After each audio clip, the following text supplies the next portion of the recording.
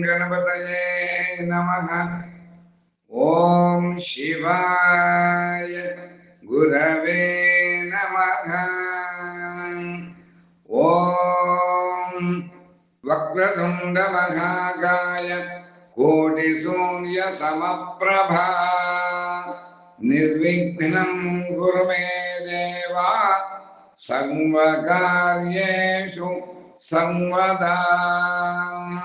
మనము శ్రీ విశ్వావసనామ సంవత్సర దక్షిణాయన వర్ష ఋతు భాద్రపద మాస శుక్లపక్ష శ్రీ మహా వరసిద్ధి వినాయక గణపతి నవరాత్ర పవిత్ర మహోత్సవములలో మనము నిత్యము కూడా శ్రద్ధగా ఈ మహోత్సవాన్ని జరుపుకుంటున్నాం.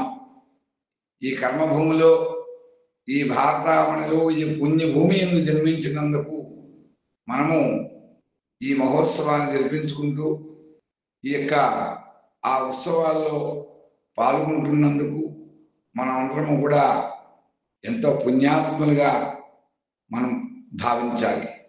ప్రతి కార్యమునకు కూడా మనం ముందుగా ఆ మహాగణపతిని ఆరాధన చేస్తూ ఉంటాం. ప్రత్యేకంగా భాద్రపద శుద్ధ చతుర్థి అనగా చవితి తిథి నాడు చంద్రుని యొక్క దోషము ఎవరికి తగలకుండగా, నీలాపనిందలను పొందకుండగా, ఆ సంవత్సరము పర్యంతము కూడా మానవ జీవితంలో మనం ఈ భూమి మీద నివసించేటటువంటి మన ఆయుష్లో ఆ సంవత్సరము మనం ఉన్నటువంటి ఆ సందర్భంలో అన్ని కార్యములు కూడా సిద్ధింప చేసుకోవడానికి, ఆ చంద్రదోషం నివృత్తి చేసుకోవడానికి సాక్షాత్తు ఆ వాసుదేవుడు అనేటువంటి శ్రీకృష్ణ భగవానుడు కూడా శమంతక ఉపాఖ్యానం అనేటువంటి ఆ వ్రతకథనము, వినాయక ఉత్పత్తి, ఆ శమంతకోపాఖ్యానం యొక్క కథను విని మనం ఆ అక్షతని శిరస్సును వేసుకోవడం అనేటువంటి ఆచారము అనాదిగా మనకు వస్తూ ఉన్నది. దానిలో భాగంగా ఈ రోజున మనం శ్రీ మహాగణపతి నవరాత్రి పుణ్య మహోత్సవ సందర్భంగా ఈ శ్రీ మహాగణపతి పురాణము అనేటువంటి ఒక సంక్షిప్త వ్యాఖ్యను చేయాలని అమ్మవారి యొక్క ఆదేశమై ఉన్నది. వందే నిరంతర సమస్త కళాకలాపం సంపత్కరం భవహరం గిరిజాకుమారం లంబోదరం గజముఖం ప్రణవస్వరూపం శ్రీ లక్ష్మీ గణేశ మహిళాశ్వత కల్పపూజ్యం.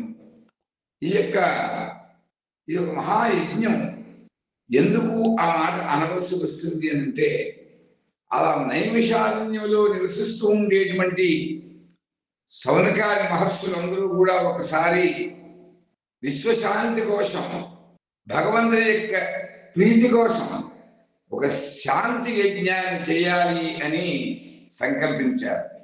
అటువంటి సమయంలో అష్టాదశ పురాణకర్త అయినటువంటి సాక్షాత్తు నారాయణ స్వరూపుడైనటువంటి ఆ వేదవ్యాస భగవాను వారి యొక్క ప్రియ శిష్యుడైనటువంటి సూత మహర్షి వారిని ప్రార్థన చేయగా, అంత సూతుల వారు లోక సంచారం చేస్తూ అక్కడికి వచ్చారు. మరి సూత మహర్షి అఖండమైనటువంటి తపో సంపన్నుడు, వేద విద్యా విశారదుడు, వేదములను చతుర్వేదములుగా విస్తరింపజేసినటువంటి శ్రీ వేదవ్యాస భగవానుని యొక్క అత్యంత ప్రియమైనటువంటి శిష్యుడు. ఆ వ్యాసుల వారు రచించినటువంటి అష్టాదశ పురాణములను కూడా లోకమంతరా కూడా తిరిగి ప్రచారం చేస్తున్నటువంటి మహాభగవద్భక్తుడు, ప్రబోధకుడు, అనంతమైనటువంటి జ్ఞాని. అలా సూత మహర్షి ఇంతకు ముందు కూడా అనేక సార్లు నైమిషారణ్యానికి వచ్చి ఆ సౌనకాది మహాములు భక్తి శ్రద్ధలతో ఆడినటువంటి అనేకమైనటువంటి పురాణముల గురించి, భగవత్ కథల గురించి వినిపిస్తూ ఉంటారు. వారిని కాకుండా విశ్వ కళ్యాణం నిమిత్తమై అందరినీ కూడా భక్తి పారవశ్యంతో తరింప చేస్తూ ఉంటారు ఆ సూతుల వారు. అలా అటువంటి పూర్వ పరిచయం చేత ఆ సూర్యుల వారి యొక్క రాక ఆ సౌనకారములకు అందరికీ కూడా మహా సంతోషదాయకమైనటువంటి అటువంటి ఆ సౌనకారి మహాములందరూ కూడా సూతుల వారిని భక్తి శ్రద్ధలతో ఆహ్వానించి సముచిత రీతిగా అర్ఘ్యపాద్యములతో అర్చించి సత్కరిస్తూ ఉంటారు. వారంటారు, ఓ మహర్షి, మీ పాద స్పర్శ చేత ఈ నైమిషారణ్యమంతా కూడా పునీతమైంది. మీ దర్శన భాగ్యం చేత మేమందరం కూడా ధన్యులు అయ్యాం. ఇంతకు మునుపు కూడా మీరు అనేక సార్లు ఇక్కడికి వచ్చారు. ఎన్నో పురాణ గాథలను శ్రావ్యంగా మధురాతి మధురంగా శ్రవణానందకరంగా వినిపించారు. మాలో ఆ పరమాత్మని యందు భక్తి శ్రద్ధలు భక్తి భావనను మాకు ఇనుమడింపజేసి మమ్మ కృతార్థులను చేశారు. ఆ చనువు చేత మేము మిమ్మల్ని ఒక కోరిక కోరదలిచాము అన్నారు ఆ సౌనకారి మహాములు భక్తి పురస్కారంగా. అంత సూతుల వారు మందహాసం చేస్తూ అంటున్నారు, భగవత్ కథను వినడం కన్నా ఆయన యొక్క గుణకీర్తనను గానం చేయడం కన్నా భగవంతుని యొక్క సేవ, చెలిమి, ఆరాధన, పూజ, అర్పణ, పాద దర్శన భాగ్యం కన్నా ఉత్తమమైనటువంటి కోరిక మరొకటి లేదు. సత్పురుషులందరూ కూడా నిత్య తపోధనులైనటువంటి మీరు భగవత్ సంబంధమైనటువంటి విషయాన్ని కోరుకుంటున్నారు అని నాకు తెలుసు. అటువంటి భాగవతోత్తములైనటువంటి మీకు ఆ పరమాత్మని యొక్క దివ్య లీలా విలాసములను వినిపించేటటువంటి భాగ్యం మా గురుదేవులైనటువంటి వేదవ్యాసుల వారి యొక్క ఆదేశానుసారంగా నేను ఇలా విశ్వ సంచారం, లోక సంచారం చేస్తున్నాను. మీ కోరికేమిటో తెలపవలసింది అన్నారు. శ్రద్ధాలతో అడిగారు. అలా సూతుల వారి యొక్క మాటలను విన్నటువంటి ఆ సౌనకార మహాములందరూ కూడా చేతులు జోడించి భక్తి శ్రద్ధలతో అడుగుతున్నారు, ఓ మహర్షి, ఈ కలియుగంలో కలి ప్రభావం చేత అంతా కూడా పాపపంకిలమైపోతుంది, ధర్మం అంతా కూడా అడుగంటుతోంది, మానవులు ధర్మదూరులు, అసత్యవాదులు, స్వార్థపరులు అయ్యి అనేకమైనటువంటి దురిత కర్మలను ఆచరిస్తూ ఉంటారు, దుష్కార్యములను చేస్తూ ఉంటారు, పాపకర్మల యందు మనస్సు లగ్నం చేస్తూ ఉంటారు. ఫలితంగా పాపభారం పెరిగిపోయి ఈ భూమండలం అంతా కూడా అశాంతితో, అనావృష్టితో, అకాల మరణములతో, ఆక్రందనలతో అలమటిస్తూ ఉన్నది. ఎక్కడ చూసినా దైవ దూషణ, పరనింద, అనాచారం ఇవన్నీ కూడా నిత్యకృత్యములుగా ఉన్నాయి. ఇటువంటి మహాపాప కృత్యముల నుండి, దుష్కార్యముల నుండి, అటువంటి దుష్కృత్యముల యొక్క బారి నుండి ఈ భూమిలో ఉండేటువంటి జనులను అందరినీ కూడా రక్షించడానికి, ధర్మస్థాపనకు, ధర్మాన్ని పరిరక్షించడం కోసం, విశ్వశాంతి కొరకు కూడా మేము ఒక మహాయజ్ఞాన్ని చేయాలి అని సంకల్పం చేశాం. ఆ యజ్ఞములకు అవసరమైనటువంటి సంభావనలన్నీ కూడా మేము సమకూర్చుకున్నాం. ఇంక మేము చేయవలసిన అంకురార్పణమే.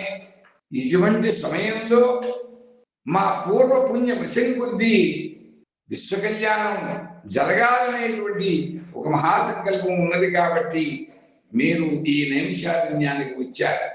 అందుచేత ఆ అంకురార్పణ కార్యాన్ని మీ పవిత్రమైనటువంటి హస్తాల మీదుగా జరిపించి ఈ మహాయజ్ఞ నిర్విఘ్న పరిసమాప్తి కొరకు తమరు ఆశాంతం ఇచ్చటిని విడుదల చేసి సత్కథా కాలక్షేపాలతో భగవన్నామం సంకీర్తన గానామృత మాధుర్యంతో మమ్మల్ని అలరించి తరింపజేయవలసింది అని ప్రార్థన చేశారు.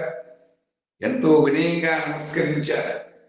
అలా సౌనకాది మహర్షుల యొక్క ఆ యొక్క అభీష్టితాన్ని, ఆ కోరికలు ఉన్నటువంటి సూత మహర్షుల వారు సంతోషించి, ఓ పుణ్యాత్మలారా, నిత్య తపోనిష్ఠా గరిష్ఠులైనటువంటి మీరు ఈ విశ్వశాంతి మహాయజ్ఞానికి అంకురార్పణ నన్ను జరపమని కోరుతున్నారు. ఇలా కోరడం నా పూర్వజన్మ సుకృతం. భగవత్ కథలను పురాణ ప్రవచనాలుగా వినిపించడమే ధ్యేయంగా లోక సంచారం చేస్తూ ఉండేటువంటి నాకు ఈ రూపంగా భగవంతుని అర్చించేటువంటి అదృష్టం మీ వలన నాకు లభిస్తోంది. అందువల్ల నేను మీకు సర్వదా కృతజ్ఞుడు అని తప్పకుండా మీ అభీష్టాన్ని భగవదాత్మిగా శిరసావహిస్తాను. రేపటి శుభముహూర్తం రోజున అంకురార్పణతో పాటు ఈ విశ్వ మహాయజ్ఞమును నిర్విఘ్నంగా ఆశాంతము కూడా జరగడానికి విఘ్నములకు అధిపతి అయినటువంటి విఘ్నేశ్వరుని ధ్యాన ఆవాహన షోడశ ఉపచార విధులతో పూజించి గణపతి హోమం కూడా జరిపి ఆ విఘ్ననాయకుడిని దివ్య భవ్య శుభాశిష్యులు అందరికీ కూడా ప్రసాదించబలి అని ఆ గణాధిపుణ్ణి ప్రార్థన చేద్దాం. అంతా పార్వతీ ప్రియనందనుడు అయినటువంటి ఆ గజాననుడు, ఆ హేరంగుడు, ఆ లంబోదరుడు, ఆ వికటరాజు, ఆ స్కంద భూపతుడు, ఆ భూత గణాధిపతుడు, మూషిక వాహనుడు, విఘ్నాధిపతి ఆ వినాయకుడు మన యొక్క ప్రార్థనలకు పూజలకు సందర్శించి ఈ యజ్ఞ వాటికి ఎందే యజ్ఞ ప్రారంభం నుండి కూడా పరిసమాప్తం అయ్యే వరకు కూడా అక్కడనే నివసించి ఈ మహాయజ్ఞమును నిర్విఘ్నంగా మీ చేత ఆ గణనాథుడు జరిపిస్తాడు. ఆ భగవంతుడైనటువంటి ఆ గణనాయకుడు దివ్య కరుణా కటాక్ష వీక్షణములతోటి వరదహస్తములతో మనల్ని అందరినీ కూడా అనుగ్రహించి ఆశీర్వదిస్తాడు అని ఆ సూతుల వారు సౌనకాది మహర్షులందరికీ కూడా తెలియజేశారు. అటువంటి మాటలు విన్నటువంటి ఆ సౌనకాది ఋషులందరూ కూడా ఎంతో ఆనందించారు. ఆనందించి వారు అంటున్నారు, మీ పవిత్రమైనటువంటి హస్తములతో అంకురార్పణ గావించి మీ మధుర స్వరంతో ప్రార్థిస్తే ఆ విఘ్నేశ్వరుడు సంతుష్టుడై స్వయంగా మేము జరిపించబోయేటువంటి ఈ విశ్వ కళ్యాణ యజ్ఞశాలకు యాగశాలకు విచ్చేసి యజ్ఞం ఆశాంతము కూడా విఘ్నాధిపడై నిలిచి ఈ కార్యాన్ని నిర్విఘ్న పరిసమాప్తి గావిస్తాడు అన్న ఆనందంలో మాకు ఏమాత్రము కూడా సందేహం లేదు అని మరొక్కసారి సూతుల వారికి వారి యొక్క విన్నపాన్ని తెలుపుకున్నారు. అంత సూతుల వారి ప్రసన్నంగా ఆ మునులందరినీ కూడా చూస్తూ ఏమిటి అని అడిగాడు. అంత సౌనకాది మహర్షులందరూ కూడా నమస్కరించి అంటున్నారు, మూడు లోకాలలో ఎవరు ఏ కార్యాన్ని తలపెట్టినా ముందుగా విఘ్నేశ్వరుని పూజించడం, ఆ గణనాయకుడి యొక్క ఆశీస్సులు పొందినటువంటి అనంతరమే కార్యాన్ని ప్రారంభించడం మన అందరికీ కూడా ఆచారంగా వస్తుంది. అంతకు ముందున్నటువంటి పూర్వతరం వారు, ముందు తరాల వారు, రాబోయేటువంటి తరాల వారు కూడా ఈ ఆచారాలను తప్పకుండా పాటించాలి. అలా మేము కూడా ఎప్పటికీ ఈ ఆచారాన్ని అనుసరిస్తున్నాం. రేపు భవిష్య తరాల వారు కూడా ఈ విధానాన్ని పాటిస్తారు అని అనడానికి ఏమాత్రము కూడా సందేహం లేదు. నిస్సందేహంగా ఆ గణనాయకుడిని పూజించాలి, అనుగ్రహాన్ని పొందాలి అని తెలియజేస్తూ, మరి ఈ ఆచారానికి కారణం ఏమిటి? వినాయకుని యొక్క ఉత్పత్తి, చంద్రునికి పార్వతీదేవి యొక్క శాపం, శమంతకోపాఖ్యానం వంటి అటువంటి మాత్రమే త్రిలోకవాసులు ముఖ్యంగా మానవులు భావిస్తారు. కానీ ఈ పూజలో మనం గరిక 21 పత్రులతో మనం, పత్రి అంటే ఆకులు, ఆ ఆకులతోటి మనం వినాయకుడిని పూజిస్తూ ఉంటాం. దీంట్లో మహత్తరమైనటువంటి అంతరార్థం ఉన్నది. అలా వినాయక చవితి నాడు మట్టితోటి వినాయకుడిని చేసి పూజించడం దేనికి, ఈ వినాయకుడు ఎంతమంది అనేటువంటి విషయములన్నీ కూడా ఈ మానవాళికి తెలియజేయాలి. ఈ వినాయక వ్రతాన్ని భక్తి శ్రద్ధలతో కాకుండా ఏదో ఆచారంగా, సాంప్రదాయంగా, యాంత్రికంగా జరుపుకోవడం జరుగుతోంది. అందుచేత అసలు ఈ వినాయక వ్రతాన్ని ఎందుకు జరుపుకోవాలి, వినాయకుడికి ప్రథమ పూజ ఎందుకు జరపాలి, ఆ వినాయకుడు ఎంతమంది అనేటువంటి ఆ గణపతి మహాపురాణం గురించి సవిస్తంగా ఆ యొక్క అష్టాదశ పురాణాలను వ్యాస భగవాను వల్ల గ్రహించినటువంటి మీకు తెలియనటువంటి విషయం నుండి కనుక మాకు చెప్పవలసింది అని ఆ సౌనకాది మహాములందరూ కూడా వారిని ప్రార్థన చేశారు. అంత విఘ్ననాయకుడైనటువంటి ఆ వినాయకుడి యొక్క పవిత్రమైనటువంటి గాథ ఈ మహాగణపతి పురాణము అనేటువంటి పేరును మీ వంటి మహానుభావులందరూ కూడా నిర్ణయించడం, అదంతా కూడా దైవ నిర్ణయం. అష్టాదశ పురాణములలో బ్రహ్మవైవర్త పురాణం 4 ఖండములుగా వ్యాసులు వారు రచించారు. ఇందులో 3వ ఖండము గణేష ఖండమైనది. ఇదే గణేష మహాపురాణంగా లోకంలో ప్రాశస్త్యం చెందింది. మరి ఈ గణేష మహాపురాణం ముందుగా చతుర్ముఖైనటువంటి బ్రహ్మ వ్యాసవ్యాసుల వారు ఉపదేశం చేశారు. అంత వ్యాసుల వారు భృగు మహర్షికి, ఆ భృగు మహర్షి సోమకానంద మహారాజుకి ఉపదేశించారు. ఇదే కాకుండా వామన పురాణమందు వినాయకుని యొక్క జననం గురించినటువంటి ఒక కథ కూడా ఉంది. ఇలాగే నారద పురాణంలో కూడా గణేష స్తుతి స్తోత్రం కూడా ఉన్నాయి. ఆ నారద పురాణంలో గణేష్ యొక్క లీలలు కూడా ప్రస్తావించడం జరిగింది. అలాగే శివ మహాపురాణంలో, విష్ణు మహాపురాణంలో, స్కాంద పురాణంలో, పద్మ పురాణంలో, దేవీ భాగవతంలో కూడా ఈ విఘ్నేశ్వరి యొక్క మహత్తులన్నీ కూడా తెలిపేటటువంటి అనేకమైనటువంటి ఘట్టాలు ఉన్నాయి. ఇంతేకాకుండా వేదవ్యాస భగవాన్ చే ప్రకటించబడినటువంటి పంచమ వేదంగా ముల్లోకవాసం చేత కీర్తించబడినటువంటి మహాభారతము అనేటువంటి మహాగ్రంథంలో ఆ వ్యాసుల వారు శ్లోక రూపంలో ఏకధాటిగా ఎంతో మనోవేగంతో చెప్పగా దాన్ని విఘ్నేశ్వరుడు తన యొక్క దంతాన్ని లేఖినిగా అంటే కలంగా ఉపయోగించి తాళపత్రముల మీద ఆ గ్రంథాన్ని అక్షరూపము దాల్చినటువంటి, అక్షర రూపాన్ని ఇచ్చినటువంటి సంగతి అదంతా కూడా అనంత సర్వలోకములకు కూడా, విశ్వలోకములకు కూడా విదితమే. ఇలా అన్ని పురాణాల్లో, అన్ని జీవుల యందు, అన్ని కాలాల యందు కూడా విఘ్నేశ్వరుని యొక్క ప్రస్తావన, ఆయన యొక్క ఉనికి, మహత్తు, ప్రశంస, దివ్యత్వం ఆ లేని చోటు లేనిదెక్కడ. ఆయన సర్వరూపుడు, సర్వజీవాంతరాత్మ, సర్వకాల స్వరూపుడు. ఆయన లేకుండా, ఆయనని ప్రార్థించకుండా, ఆయన యొక్క గ్రహించకుండా ఈ జగత్తు నుండి ఏ కార్యము కూడా, ఒక శుభకార్యమైనా అశుభకార్యమైనా ఆ మహాగణపతిని ఆరాధించి తీరినట్లయితే తప్పకుండా వారి కార్యమంతా కూడా నిర్విఘ్నంగా కొనసాగుతుంది. ఇలా అన్ని పురాణముల్లోనూ కూడా గణేశుని యొక్క పురాణం ఎంతో కొంత మనకి తెలియబడుతుంది. అది అంతర్వాహినిగా కనిపిస్తూ ఉంది. కానీ ఆ మహాగణపతికి పురాణ గ్రంథం లేదు. ఎందుచేతంటే పరబ్రహ్మం అనే విఘ్నేశ్వరుడు సర్వవ్యాపకుడు.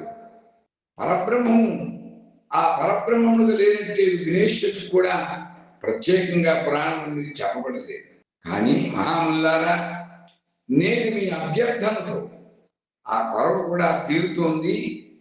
మహాతప సంపన్నులైనటువంటి మీరు దైవ సంకల్పం చేత సందర్భోచితంగా ప్రకటించినటువంటి ఈ మహాగణపతి పురాణం అనేటువంటి పేర వివిధ పురాణముల్లో ఉన్నటువంటి ఆ విఘ్ననాయకుడైనటువంటి వినాయకుని యొక్క మహత్వం అన్నింటినీ కూడా నాకు ఆ సరస్వతి యొక్క అనుగ్రహం చేత మా గురుదేవులైనటువంటి వ్యాస భగవాన్ యొక్క అపార కరుణ శక్తి చేత నా శక్తి మేరగా కూడా నేను వినిపిస్తాను. అంతేకాకుండా ఈ పురాణములకు కర్త భక్త అంతా కూడా ఆ విఘ్నేశ్వరుడే. ఆ గణనాయకుని యొక్క దివ్యలీలా విలాసములకు విభూతులకు భక్తి శ్రద్ధలతో మీరు ఆలకించి తరించవలసింది అన్నాడు సూత మహర్షి. ఎంతో భక్తితో భావోద్వేగంతో మృదు మధురమైనటువంటి శ్రావ్యమైనటువంటి కంఠస్వరంతో అలా విధంగా మహాగణపతి యొక్క పురాణానికి అంకురార్పణ జరిగింది. అందుచేత అలా ఆ విధంగా మహాగణపతి పురాణానికి అంకురార్పణ జరిగింది. ఆ మహానుభావుడైనటువంటి ఆ సూత మహర్షి యొక్క మనస్సులో శ్రీ విఘ్నేశ్వరుని భక్తులు తలంచి స్మరించి ధ్యానించి తన గురుదేవుడైనటువంటి వ్యాసవ్యాసుని స్మరించాడు. ఆయన రచించినటువంటి వివిధ పురాణముల్లో ఉండేటువంటి ఆ దివ్య వినాయకుని యొక్క లీలను మననం చేసుకుంటూ తన శ్రావ్య గంభీర మధుర కంఠస్వరాన్ని సవరించుకుంటూ వినిపిస్తూ ఉన్నాడు. అలా తపోనిష్టాగరిష్ఠైనటువంటి సౌనకాల మహామునులందరూ కూడా ఆ మహాగణపతి పురాణాన్నంతా కూడా శ్రవణానందకరంగా విని తరించడానికి ఆ విఘ్నేశ్వరుని తమ తమ మనస్సులను తలంచి స్మరించి భక్తి శ్రద్ధలతో ఆలకించడానికి సమాయత్తులయ్యారు. అప్పటికి పరమాద్భుతమైనటువంటి విశేషం జరిగింది. సూత మహర్షుల వారు క్షణకాలం పాడు నిమిలినటువంటి నేత్ర ధ్యానం మగ్నుడై ఆ ధ్యానంలో అద్భుతమైనటువంటి ఒక తేజస్సును గాంచాడు. ఆ ధ్యానంలో ఒక అద్భుతమైనటువంటి తేజస్సు ప్రకాశించింది. ఆ తేజస్సును కోటి సూర్య ప్రభా సమానమైనటువంటి తేజంతో ఆ విఘ్ననాయకుడు ఆ విఘ్నేశ్వరుడు ఆ సూత మహర్షుల వారికి దర్శనం ఇచ్చాడు. అది మామూలు దర్శనం కాదు. సూత మహర్షి తన శ్రావ్య కంఠస్వరంతో పురాణాన్ని ప్రవచిస్తున్నాడు. అలా సూతుని యొక్క సమక్షంలో సుఖాసీనుడై శ్రీ విఘ్నేశ్వరులను ఆ పురాణాన్ని తాళపత్రాలపై గంటంతో స్వయంగా శ్రద్ధగా వినమ్రతతో తన పురాణాన్ని తానే లిఖిస్తున్నాడు. అంత సూత మహర్షి విస్మయం చెంది ఆశ్చర్యాన్ని చెంది ఆ తాళపత్రం మీద విఘ్నేశ్వరుడు లిఖించిన పురాణం పేరు వైపు ఒకవైపు చూశాడు. మరుక్షణం ఆ సూతంలో అనూహ్యమైనటువంటి విభ్రాంతి కలిగింది అని తెలియజేస్తూ రాబోయేటువంటి రోజున మనము తదుపరి అంశాలను కూడా తెలుసుకుంటున్నాము తెలియజేస్తూ ఓం గణానాం హవావహే కవిం కవీనాం జ్యేష్ఠరాజం బ్రహ్మణస్పతః ఆనశ్వందన్నాదవిశ్రీదసాదనం ఓం స్వస్య ప్రజాభ్యః పరిపాలయంతాం న్యాయేన మార్గేణ మహిం మహేషాః గోబ్రాహ్మణేభ్యः శుభమస్తు నిత్యం లోకాః సమస్తాః సుఖినో భవంతు. ఓం స్వస్తి ఓం స్వస్తి ఓం స్వస్తి.